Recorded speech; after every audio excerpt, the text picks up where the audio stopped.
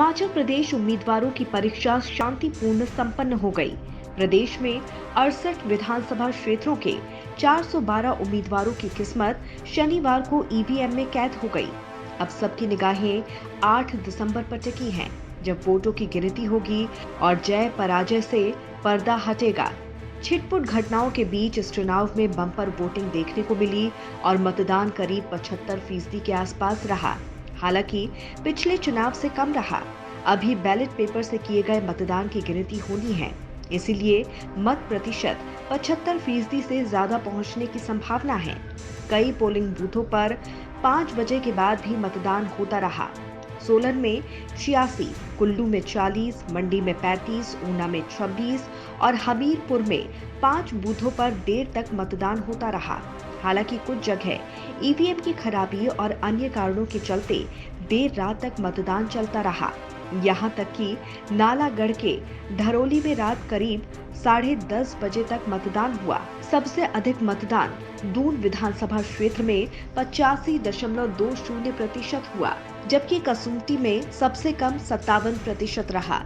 मतदान करने में सिरमौर जिला अव्वल रहा, जहां 78% मतदान हुआ और सबसे कम वोट हमीरपुर जिले में 71.18% पड़े।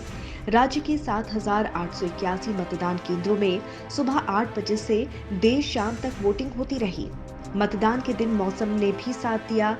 कुछ इलाकों को छोड़ दे तो बाकी हिस्सों में मौसम साफ रहा, जबकि बर्फ वाले इलाकों में तापमान 0 से नीचे रहा। लेकिन मतदाताओं का जोश ठंडा नहीं पड़ा। 0 से नीचे तापमान होने पर भी मतदाता पूरे जोश खरोश के साथ वोट डालने पहुंचे। प्रदेश में कई स्थानों पर ईवीएम के खराब होने की भी सूचना रही, जिससे चुनाव कुछ समय के लिए बाधित रहा और इसी वजह से कई जगहों पर 6 बजे के बाद भी वोटिंग चलती रही। अब जब प्रदेश में बम्पर मतदान हुआ तो ये भी सवाल उठने लगा है कि क्या इस बार भी हर 5 साल में सरकार बदलने का क्रम कायम रहेगा या फिर पिछले काफी वर्षों से कायम रहा मिथ टूट जाएगा। भारतीय जनता पार्टी के सामने सत्ता बरकरार रखने की चुनौती है, तो दूसरी ओर कांग्रेस फिर से अपनी बारी का इंतजार कर रही है। दोनों दलों ने हिमाचल में अपने प्रचार प्रसार में कोई कसर नहीं छोड़ी। इन दोनों के साथ साथ आम आदमी पार्टी भी इस बार मैदान में है, लेकिन उनके ज्यादातर बड़े नेता अपना पूरा फोकस गुजरात पर ही किए हुए हैं। बीजेपी के ये विधानसभा चुनाव एक अग्नि परीक्षा से कम नहीं है। उसके सामने लगातार दूसरी बार सत्ता में बने रहने की चुनौती है। वहीं दूसरी तरफ कांग्रेस ने भी चुनाव में जीत हासिल करने के लिए जी जान लगा दिया है।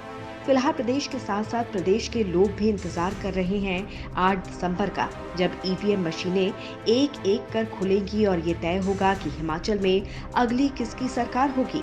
प्रदेश में एक बार फिर से कमल खिलेगा या कांग्रेस के हाथ आएगी सत्ता। Bureau report, Janbhavna times.